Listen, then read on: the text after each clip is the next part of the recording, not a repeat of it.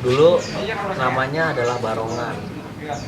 Karena dulu itu belum pernah dimodifikasi ya.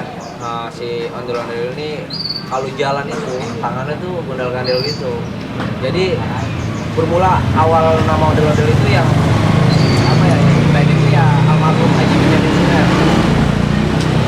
Dibuatlah lagu ondel-ondel yang bukan ondel-ondel, gondal-gandel. Sampai sekarang ya warga Betawi yang sekarang ini taunya ondel-ondel. Tapi ketika awal sejarah itu kan ada di Kemayoran. Ketika Mbak Thomas ini ke Kemayoran, mungkin di sana namanya masih Barongan. Barongan. Gua janin. Lu nang ngajiin. Iya. No gali kuburan lo Ibal. Imamin. Gimana? Nama saya Agung. Saya pemanjat pondok di desa sini. Pengalaman saya sumpah sih berat, gerah. Tapi saya senang bisa melestarikan budaya saya. Pengalaman saya lagi jalan capek-capek kesannya kayak jatuh.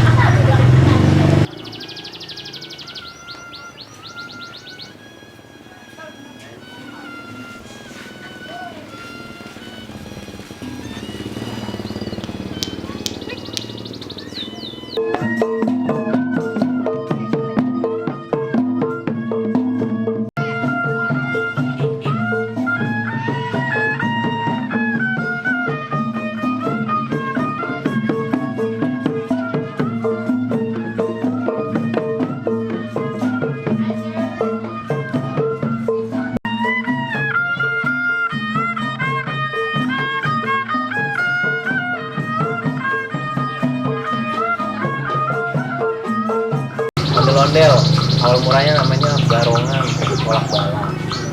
Kalau dari dulu tuh dibilang apa ya sama orang-orang tua dulu, kalau misalkan ada penyakit, buatlah boneka raksasa, boneka besar diarak keliling kampung, itulah ondel-ondel.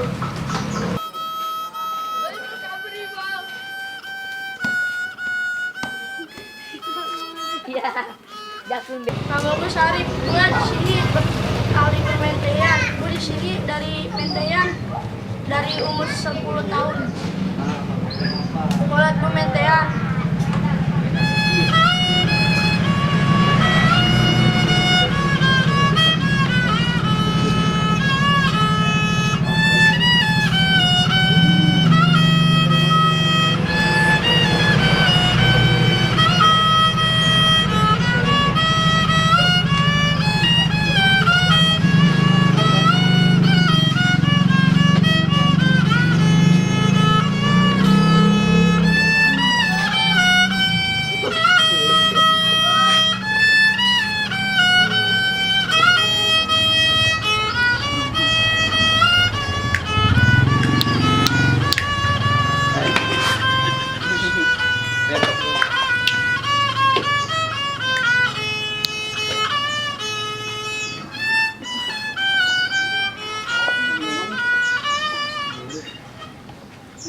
Nah, ondel-ondel itu kalau dibilang mitosnya itu nyambat sebenarnya. Nyambat itu artinya ngundang roh-roh jahat atau roh-roh baik tiba-tiba masuk karena biasanya dia dikasih sesaji itu kayak makanan. Setelah itu setiap malam-malam tertentu itu dikasih ritual kayak misalkan kopi pahit, kopi manis, susu, air putih, sama dupa. Nah, cuman kalau salah satu punya saya namanya Anis, ini sejarahnya dari awal tuh Bapak Alan, namanya Bapak Alan, ada seorang pengrajin yang almarhum anaknya ini namanya Anis. Karena ondel-ondel itu face-nya agak serem ya, dibuatlah coba bisa nggak bikin muka anak-anak gitu. Ketika jadi kedok ini dinamain sama dia, udah ini namanya kedok Anis karena mukanya kayak anak kecil. Nah, Anis itu adalah almarhum. Kebetulan Anis di sini saya bilang master karena dia bisa satu-satunya kedok yang bisa berubah-ubah apa ya sikap, kayak misalkan kalau lagi senyum ya senyum, kalau lagi cemberut. Mungkin kalau lagi malam kadang-kadang ya matanya agak serem lah gitu, melotot gitu. Kayak si Anis ini saya bilang master. Mau berapapun ditawar udah berapa kali, cuma saya nggak pernah jual. Kalau ada yang mau ya paling saya bikinin seperti ini. Ini sama steamer Anis. tapi ini cetakannya bukan asli. Ada beberapa yang duplikat Anis, mukanya agak panjang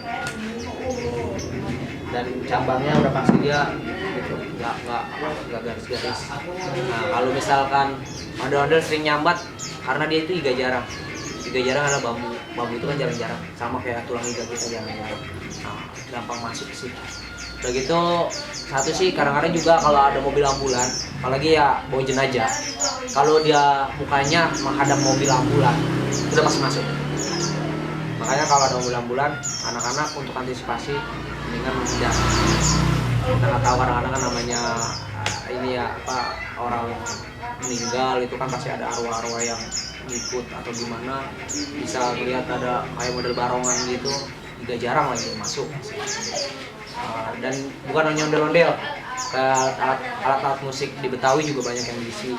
Contohnya kayak kromong, tehian, gong. Itu walaupun jelek karena dia diisi suaranya bisa didengarnya enak. Kalau kromong biasanya ada di lenong-lenong, kecokek. Ada beberapa yang diisi. Ya nggak jauh sih sama kesenian budaya lain seperti kuda lumping. Kuda lumping juga mereka pakai ritual. Sama kita juga di sini namanya menjaga kelestarian budaya dari orang tua. Ada beberapa yang minta kadang-kadang, bang saya mau majang ondel-ondel buat di pelampang atau di acara pernikahan anak saya, bisa nggak ondel-ondelnya diisiin buat nangkal hujan atau buat biar tamu datang gitu. Nah ada juga, paling ya kita cuma bilang insya Allah bisa gitu dia. Cuman kalau misalkan untuk kayak dipercaya ya, maksudnya ya silakan dipercaya, tapi maksudnya jangan terlalu dipercaya karena ini cuma hanya mitos. Kalau misalkan ya, percaya mah lebih baik kamu yang puasa aja dah gitu. Kalau anak-anak bilang sih, kalau Anis nih memang yang udah sering-sering dibawa, pengalaman dari anak-anak sendiri bilang kalau cemut itu mendingan jangan dibawa, kadang-kadang rezekinya beda gitu. Padahal sih sebenarnya sih semuanya sih tergantung sama ini ya, rezeki kan udah diatur gitu. Cuman tetap sih mas saya percayanya gini loh, kenapa sih Anis ini saya bilang master, awal berdirinya Rifki Albani saya udah berapa kali ditipu orang.